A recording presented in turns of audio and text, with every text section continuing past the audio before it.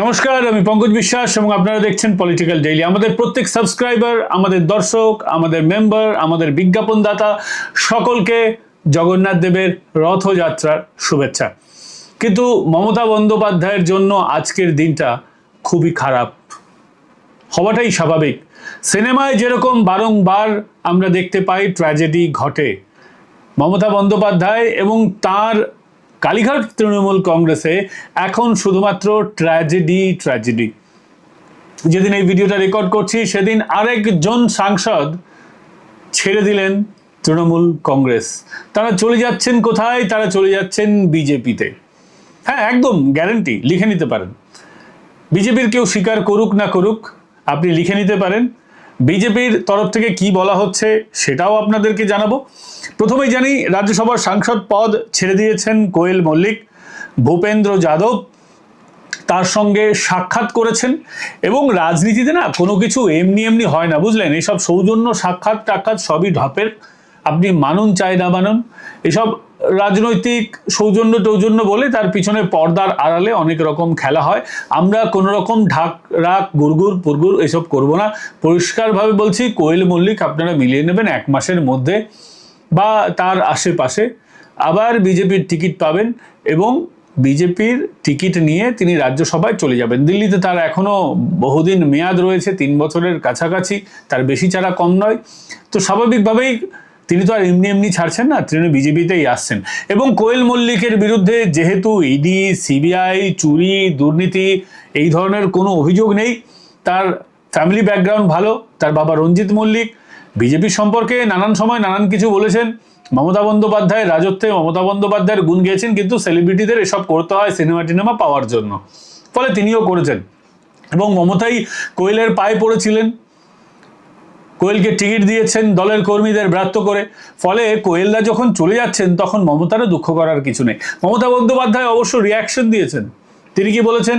তিনি বলেছেন 21শে জুলাইয়ের আগে আপনারা যারা চলে যান, আমার কিছু যায় আসে না। মানে মমতা বলছেন আমার কিছু যায় আসে। আসলে মমতার ভাঙবেন তবু মচকাবেন না, বুঝলেন? মমতার রক্তক্ষরণ হচ্ছে, মমতার কেটে যাচ্ছে, জ্বালাপোড়া করছে, কষ্ট হচ্ছে, কিন্তু কিছুতেই তিনি বুঝতে দেবেন না। তার বুকটা ফেটে যাচ্ছে, তিনি জানেন তার দল ক্রমশ ছোট হয়ে আসছে, একে একে নিভছে দেউটি, সবাই চলে যাচ্ছে। শেষে এই দলটা, এখন তো দলটা মমতার নয়, আলিপুর আদালতের রায় যদি আমরা শিরোধার্য করি তাহলে এই দলটা ঋতব্রতদের, ঋতপন্থী যারা বিধায়ক আছেন এই দলটা তাদের। মমতা বলতে পারেন আমরা কালীঘাট তৃণমূল কংগ্রেস, অন্য নাম নিয়ে দলটা করতেই পারেন। আগামী দিনে মমতাকে অন্য দলের নামই ভাঙাতে হবে, নতুন নাম দিতে হবে। কালীঘাট তৃণমূল কংগ্রেস, মমতা কংগ্রেস, কংগ্রেস মমতাবাদী, যা খুশি নাম তিনি দিতেই পারেন, আমাদের কোনো আপত্তি নেই। ভাইপো আর পিসি, আর কেউ থাকবে না। ভাইপো আবার কেস খেয়েছে, সেটাও বলবো পরে। কিন্তু এই যে এক এক করে রাজ্যসভায় মমতার শক্তি কমছে, মমতার এটা লজ্জা। উনি চলে গেছেন, তার সঙ্গে সঙ্গে আবার কে গেছেন? তার সঙ্গে সঙ্গে আরেকজন ব্যক্তি তৃণমূল কংগ্রেসটা ছেড়ে দিয়েছেন, তার নাম হচ্ছে মনীশ গুপ্ত। কে মনীশ গুপ্ত? যাকে দলে নেওয়ায় দলের লোকেদেরই আপত্তি ছিল। এখন যখন তৃণমূলের লোকেদের বিজেপিতে নেওয়া হচ্ছে, বিজেপির কর্মীদের বুকটা ফেটে যাচ্ছে, তারা বলছে ভালো তৃণমূল দলে চলে এলো রে, এর জন্যই কি বিজেপিকে ভোটটা দিয়েছিলাম, এর জন্যই কি দলটা করেছিলাম।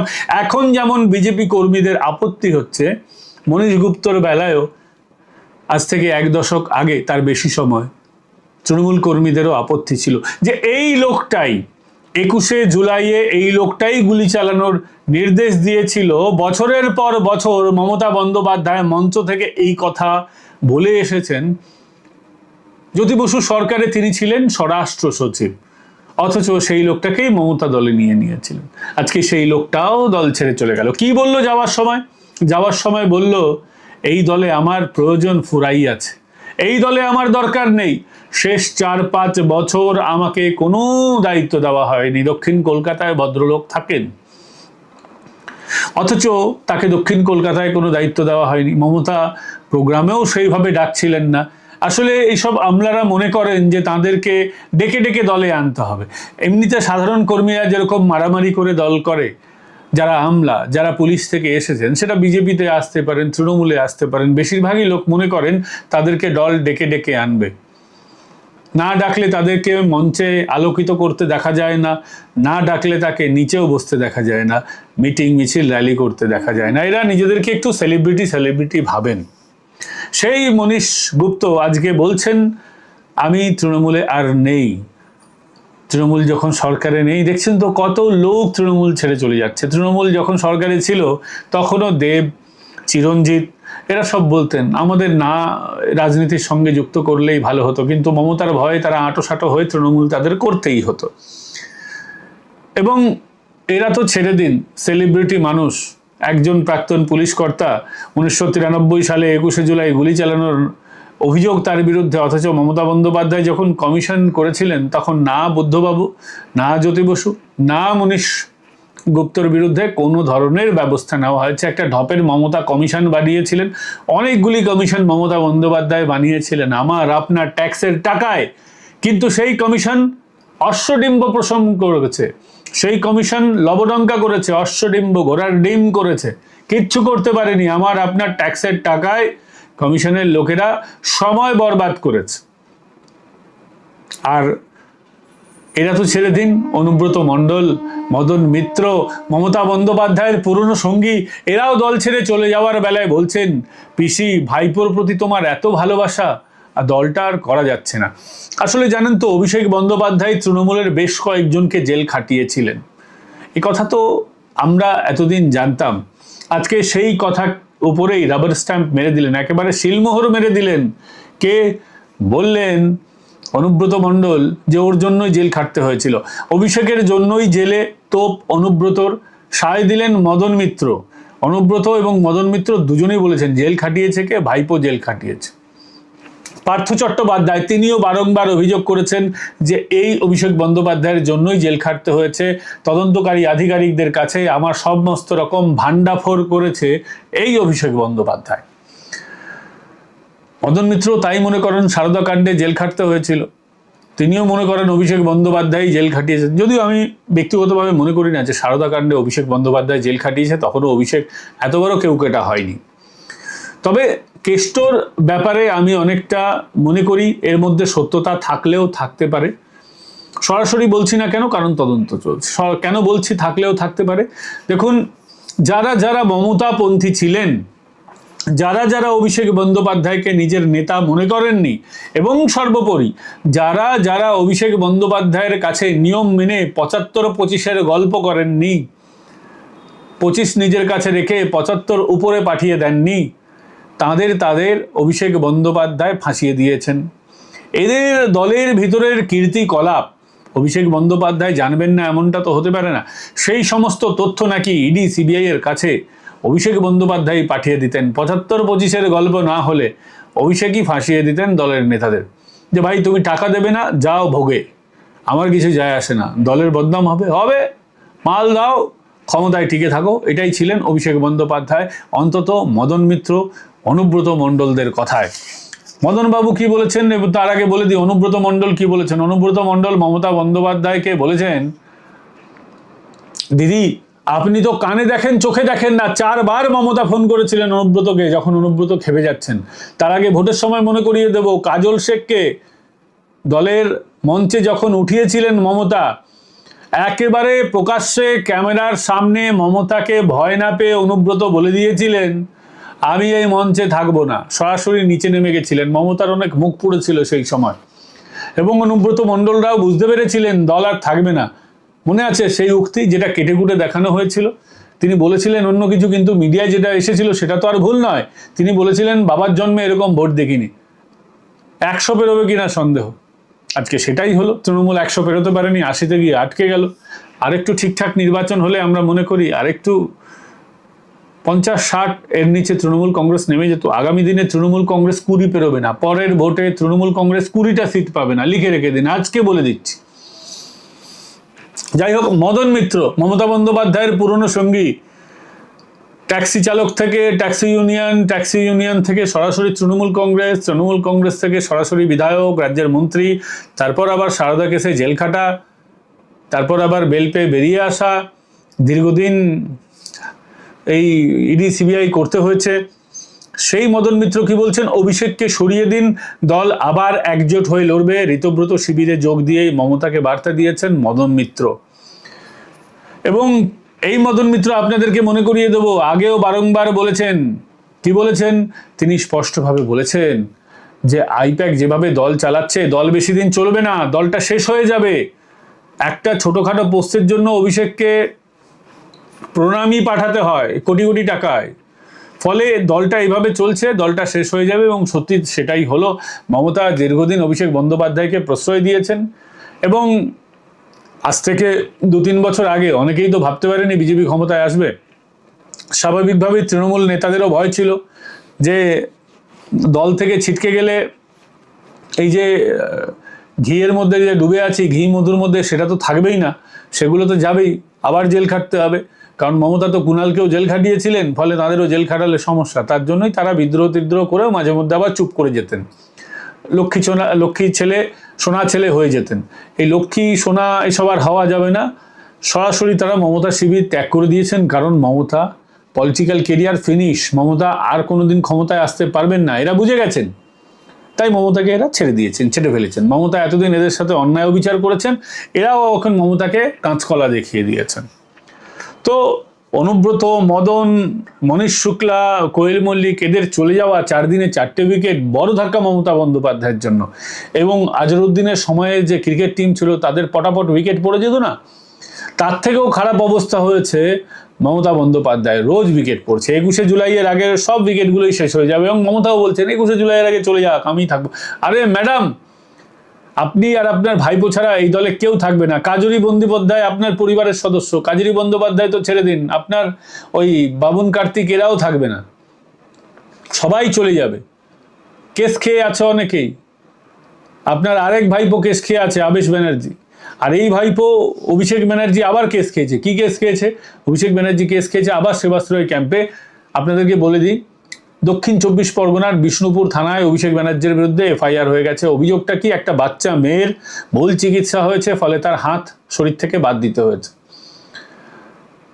এই সেবাশ্রয় ক্যাম্পে অভিযোগ, নার্সরা ডাক্তার সেজে চিকিৎসা করতেন, কম্পাউন্ডাররা ডাক্তার সেজে চিকিৎসা করতেন, হোমিওপ্যাথি চিকিৎসক তারা অ্যালোপ্যাথির ওষুধ দিতেন, আয়ুর্বেদিক চিকিৎসক অ্যালোপ্যাথির ওষুধ দিতেন। কখনো কখনো এক্সপায়ার ওষুধ দিয়ে দেওয়া হয়েছে, কখনো কখনো জাল ওষুধ দিয়ে দেওয়া হয়েছে। ফলে যা হওয়ার ছিল তাই হয়েছে। ভুল চিকিৎসা হয়েছে, মানুষ আরও অসুস্থ হয়েছে। আসলে এটা তো একটা পলিটিক্যাল ক্যাম্পেইন ছিল। পলিটিক্যাল ক্যাম্পেইনের বাইরে তো সেবাশ্রয় ক্যাম্প আর কিছুই ছিল না। পুরো উদ্দেশ্যটাই ছিল রাজনৈতিক, ভোটে জেতার লক্ষ্যে আর অভিষেক ব্যানার্জির ইমেজ তৈরি করার লক্ষ্যে। ফলে যা হওয়ার তাই হয়েছে। মমতা অভিষেককে এত বাড়তে দিয়েছেন, দলটা আজকে শেষ হয়ে গেছে। এবং মমতা যতদিন না শুধরবেন, দলটা তো এইভাবেই চলতে থাকবে, দলের এইভাবেই ক্ষতি হতে থাকবে। এখন কিছু তো করার নেই। বাকি দলটা কিভাবে বাঁচাবেন মমতা বন্দ্যোপাধ্যায় বুঝবেন, অভিষেক বন্দ্যোপাধ্যায় বুঝবেন। এবং এই কেসটাতে, অভিষেকের এই কেসটাতে বিষ্ণুপুর থানার কেস, শারদত্ত মুখোপাধ্যায় আমাদের স্বাস্থ্যমন্ত্রী পশ্চিমবঙ্গ সরকারের, তিনি আগেই বলে দিয়েছেন যে এটা কিন্তু তদন্ত হবে। অভিষেক তার মানে এই কেসে আবার ফেসে গেল। এবং জানেন আপনি, মানে তৃণমূল কংগ্রেস, অভিষেক বন্দ্যোপাধ্যায় এরা গোটা সিস্টেমটাকেই তোলাবাজিতে পরিণত করেছিলেন। এটা নতুন কথা নয়। তাহলে নতুন কথা কি বললাম আমি? নতুন কথা এটাই বলতে চাই। আর একটা খবর আপনাদেরকে দিচ্ছি। থানা প্রতি 50,000 টাকা তোলা তুলতেন কে? শান্তনু সিনহা বিশ্বাস, মমতা বন্দ্যোপাধ্যায়ের খুবই প্রিয় পাত্র। কালীঘাট থানার ওসি ছিলেন শান্তনু সিনহা বিশ্বাস। এই যে থানা থেকে আমরা বলতাম না যে টাকা পাঠাতে হয় উপরে, আজকে দেখুন স্পষ্টভাবে খবর হয়েছে যে নিজের চেম্বারে বসেই বিজনেস ডিল করতেন শান্তনু সিনহা বিশ্বাস। এবং এইটা চার্জশিট পেশ করে এনফোর্সমেন্ট ডিরেক্টরেট দাবি করেছে যে থানা থেকে, প্রত্যেক থানা থেকেই তোলা হতো। এবং সেখান থেকেই জমি দখল, সোনাপপ্পুর সঙ্গে যোগাযোগ, নানানভাবে এইসব করেছেন শান্তনু সিনহা বিশ্বাস। জমি করেছেন, বাড়ি করেছেন, বিশাল বিশাল টাকা করেছেন, সোনা দানা গয়না সব করেছেন। আর থানা প্রতি এই থানা থেকে কিভাবে টাকাটা যেত? থানা থেকে এই শান্তনু সিনহা বিশ্বাস কালীঘাটে পাঠানোর আগে সমস্ত থানা থেকে, থানার আইসিদের যা ইনকাম আছে, মানে থানা থেকে কালেক্ট করে টাকা পাঠাতে হবে প্রত্যেক থানা থেকে কোথাও 5,000 থেকে 50,000 টাকা পর্যন্ত শান্তনু সিনহা বিশ্বাস তুলেছেন। আমি 5,000 টাকাটা বিশ্বাস করি না, 50,000 টাকাটা তাও বিশ্বাস করি। যে শান্তনু সিনহা বিশ্বাস নিতেন, তিনি বলতেন কালীঘাটে পাঠাতে হবে মাসে মাসে। একটা থানা থেকে 50,000 টাকা কালীঘাটে পাঠানো এমন কোনো ব্যাপার বলে আমি মনে করি না, খুব মিনিমাম ব্যাপার। এক একটা কেসেই পুলিশ সেটেলমেন্ট করার জন্য প্রচুর টাকা নেয় বলে অভিযোগ। আমার নিজের অভিজ্ঞতা আছে, আমার উপরে 7খানা কেস। তো এইসব কেসে আমারও পুলিশ হ্যান্ডেল করার যথেষ্ট ভালো অভিজ্ঞতা আছে। তার আগে সাংবাদিকতা করেছি এত বছর, এখনও করে যাচ্ছি। তো সাংবাদিক হিসেবেও পুলিশ কিভাবে কি করে সেগুলোর অভিজ্ঞতা আছে। যাই হোক, সেগুলো আর বলছি না, সাবজেক্ট ম্যাটার যেটুকুন আছে সেটা নিয়েই আপনাদেরকে বলছি। খবর হয়েছে আজকে, এবং এইসব করেই কিন্তু অভিষেক বন্দ্যোপাধ্যায়কে বড়লোক করেছেন শান্তনু সিনহা বিশ্বাসরা। মমতা বন্দ্যোপাধ্যায়ের পার্টিকে এত টাকার পার্টিতে পরিণত করেছেন শান্তনু সিনহা বিশ্বাসের মতন লোকেরা। তবে শান্তনু সিনহা বিশ্বাস গ্রেপ্তার হয়েছেন, অনেক মহিলা পুলিশ আছেন যারা মমতা বন্দ্যোপাধ্যায়কে টানা সাপোর্ট করে গেছেন, অনেকেই আছেন। তাদেরও আমি মনে করি পুলিশের উচিত, বর্তমানে যারা পুলিশ আছেন, ভালো পুলিশ আছেন, তারা এদেরকে ধরবেন, ধরপাকড় করবেন। এবং কালীঘাট থানায় অনৈতিকভাবে যে মমতা বন্দ্যোপাধ্যায় তাকে রেখে দিয়েছিলেন, কী কারণে রেখে দিয়েছিলেন, এখন সবটাই সামনে আসছে। যাই হোক, আরও অনেক কিছু সামনে আসবে, ধৈর্য ধরে বসুন আপনারাও এসব দেখতে থাকুন, আমরাও দেখছি কি হচ্ছে না হচ্ছে, অনেক কিছু আপনাদের আগাম বলছি। তৃণমূল কংগ্রেসটা উঠে গেছে, তৃণমূল কংগ্রেস বলে আর কিছু থাকবে না। আর তৃণমূল কংগ্রেসের এই যে বিদেশি টাকা, যেটা নিয়ে আমি বারংবার সরব হয়েছি, এবং আমার এই যে সরব হওয়া সার্থক হয়েছে, মুখ্যমন্ত্রী শুনেছেন, তদন্তকারী আধিকারিকরা শুনেছেন আমার কথা। এর জন্য প্রত্যেককে আমি ধন্যবাদ জানাচ্ছি যে তৃণমূল কংগ্রেস ফিনিশ। আমাদের এইটাই তো লড়াই ছিল, অন্যায় অবিচারের বিরুদ্ধে লড়াই, সেই লড়াইটা আজকে সাকসেস হয়েছে। যাই হোক, আপনাদের এই বিষয়ে কোনো যদি মতামত থাকে কমেন্ট করে জানাবেন। ভিডিওটা ভালো লাগলে লাইক, শেয়ার অ্যান্ড সাবস্ক্রাইব করতে ভুলবেন না। আর আপনারা জয়েন বাটন ক্লিক করে আমাদের মেম্বার হতে পারেন, আমাদের সুপার থ্যাঙ্কস পাঠাতে পারেন। সাবস্ক্রাইব বাটনের পাশেই ডান দিকে হার্ট শেপের মধ্যে $সাইন থাকে, ওটা সুপার থ্যাঙ্কস। এবং আজকেই আমাদের মেম্বার হয়েছেন মিনতি দেব। মিনতি দেব আমাদের পরিবারের সদস্য হয়েছেন, তাকে আমি স্বাগত জানাচ্ছি আমাদের পরিবারে। ভালো থাকবেন, সুস্থ থাকবেন, সকলকে জয় হিন্দ, বন্দে মাতরম।